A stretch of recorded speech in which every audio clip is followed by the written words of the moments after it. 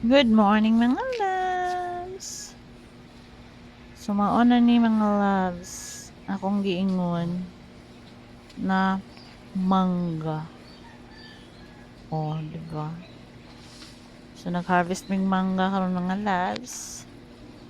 O gamay na lang siya kay kuan man siya mga loves ay naglumbay.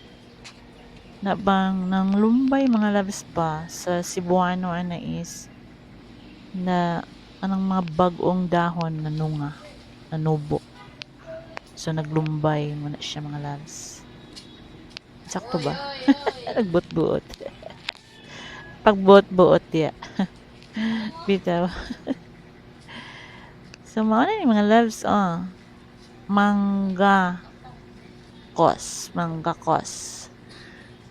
So mao na siya nga mangga mga loves, apple mango na siya mga loves pero gisumpayan na mo og Indian.